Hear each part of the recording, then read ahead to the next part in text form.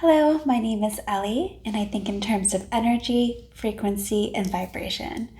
How to heal the feminine, the wounded feminine. This is so important to me. This video is going to be so near and dear to my heart. I'm sure I'll make more content on this. I am in a conscious relationship right now, and I am trying to, well, I'm not trying, I'm bringing awareness to the wounded part of me, the wounded feminine that so much of us have. So the wounded feminine for us is in our DNA, actually. It's from thousands and thousands of years of women being emotionally unsafe and often physically unsafe. Let's just face it, the world is not safe or has not been safe for women. So even just this emotional unsafety that we all experience now in our lives, not just through our partners, but through lots of people, because we don't understand about emotions, because people have not been taught how to hold space for each other, we've not been taught how to validate someone's feelings, and we really are just really clueless when it comes to emotions and how to deal with emotions, on how to have emotional intelligence. So there is this wounded part of us, this feminine wounded part that if we don't bring awareness to and we don't bring healing to, will affect our relationships. All of our relationships, but I'm specifically focusing on our romantic partnerships because I am in a conscious relationship, and this is something that I find and hold so dear to my heart. So I am on a mission to, and in the middle of a mission to heal my own wounded feminine, which I can see affecting me in serious ways in my partnership. Specifically for me, what happens is when the masculine expresses any type of frustration or anger, which is a very normal reaction. That's a normal human reaction to experience. But what happens for me, because of my wounds, because of how emotionally unsafe I have been, really to extreme degrees in my past relationships, as well as also physical unsafety. Because of this, I have a lot of deep wounds, a lot of pattern connects in my brain that will alert me when, say, my male partner is experiencing frustration.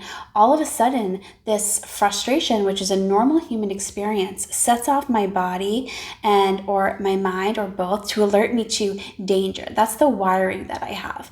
And I become completely broken. I completely shut down and wither into this wounded feminine. This is very common for many women who have this wounded feminine. I have been on this journey for a long time, and one of the most important parts of this journey for me was separating myself from people who were not emotionally safe. Separating myself for people who did not value me, did not have my best interest at hand, were not respectful, and I let all of these people go. I completely, at one point in my life, let go of my partner, let go of, which I had a child with. I let go of my best friend for 15 years or so. I let go. And I made a statement to myself and to the universe that I was not going to allow people in my life who could not take my best interest at hand, who were not emotionally safe. I just was not going to do it. And I started to learn about emotional safety. I started to learn about boundaries. I started to learn about relationships and what a healthy relationship looked like. And at the same time, I started to work on myself, on my own wounding, especially childhood wounds. I started doing something called inner child work. I have a whole video on that if you want an in-depth description of that. It's called Emotional Healing Practice. I also have a video on holding space for your partner if you want to learn about how to connect with your partner and how to have a successful relationship. So I started to do all this internal work on myself, and I was single for a long time, and I started the dating process very slow because I was so picky. When we have this wounded feminine and we find that we are getting into patterns, so I had a pattern recognition of this is the type of person I choose, the same type of person in a different body, it's the same treatment, the same outcome. Oh, it's not good. So once I had awareness to this pattern of people that I kept choosing and why even I was choosing them, because of my childhood, because of the dynamics between my primary caregivers and myself as a child, because of all this awareness and because of choice, I broke this pattern. And I started looking in any person for these little signs of any of that. For someone who didn't have my best interest, for someone who wasn't respecting me, I would set boundaries purposely. And as soon as those boundaries were crossed, that was such a turnoff. I was like, oh my gosh, I can't believe that you just crossed this boundary. Like, that was a reasonable boundary.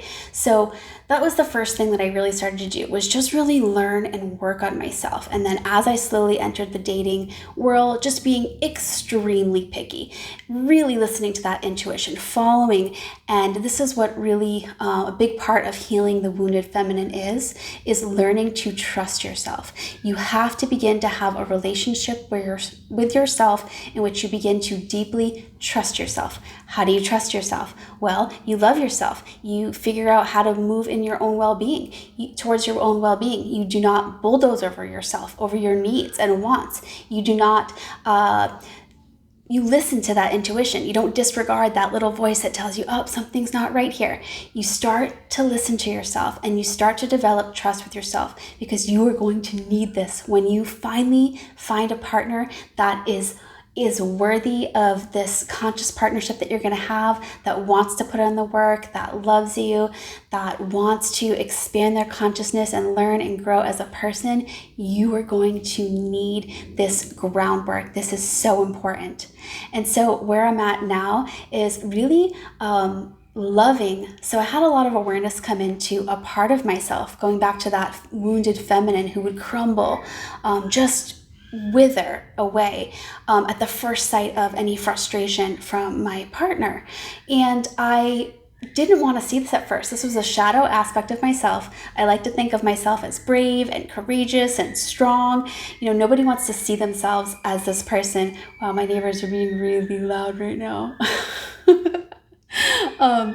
Let's see, can we move forward? No one wants to be a person who is weak or like crumbles at anything. We want to see ourselves as strong. I'm going to pause and come back. Hold on. Okay, we'll see how this goes. So once I had awareness too that there was this aspect of me, this shadow aspect, because I didn't see it or wasn't willing to see it, or was too painful to look at myself that way. But once I saw that I had this aspect of myself and I got over the initial shock of it, I began to pour love into that part of me and compassion, and just really love on that part of me, and have compassion for all of the trauma and the suffering that I experienced, and how long I was emotionally unsafe in relationships, and really just choosing to, instead of pushing that aspect away from me, just to love that part of myself. So what I'm doing is, anytime a shadow side of myself is coming up, I'm integrating that part of myself by either doing inner child work, or by just directly deciding that I love that part of myself. I love who I am in totality, and I accept myself for my flaws. So the next thing I'm doing is, whenever my partner in the future, if we get into a disagreement, or there's like some sort of, the energy is high, I'm going to immediately bring awareness into the fact that what I want is deep connection with my partnership. I know that this is a person who wants the same thing. And so I'm going to immediately tap into love and strength, my own personal power. I've been on a journey to come and stand into my own personal power. I have a video on standing in your own personal power if you want to check it out. But when we feel powerful, that is the opposite of that crumbling, wounded feminine. And so I have to remind myself through love. I have to enter through love. I have to love myself. I have to love my partner. I have to have compassion for myself and my partner, and compassion for the human experience. Compassion for my partner who is frustrated, and that is a perfectly normal human emotion. And learning how to not immediately go into that wounded feminine, but to remain in love, and to look at my partner through the eyes of Source, through the eyes of God, and really hold space for him. What is he trying to say? What is he feeling? I care about how he's feeling. So it's like our inner reaction to like immediately react and think about what we're feeling. But wait, my partner's expressing something. Let me listen. Let me feel into what he's saying. Let me feel into what he's feeling, because I care about how he's feeling. and really remain in that place of love and in that place of power the best I can, and keep reminding myself that I love myself, I am powerful, and I am so excited to continue this journey with myself and with you as I learn and share with you as I go through this conscious relationship, as I work on healing the wounded feminine. I'm already feeling like so amazing. Like, this is such an amazing journey, and I'm so grateful for everything, even the painful parts. And I'm starting now to see the beauty in the pain and the growth that comes from the pain, and really just being in full acceptance and a willingness to see the shadow parts of myself, integrate those parts of myself, continue to be strong, continue to stand in my power, to step into love and act from that place of love for myself, for my partner, and for everyone. I'm so excited. If you like this video, please like and subscribe, and I will love to connect with you soon. I'm going to be making tons of videos on consciousness and on conscious relationships. Okay, thank you so much.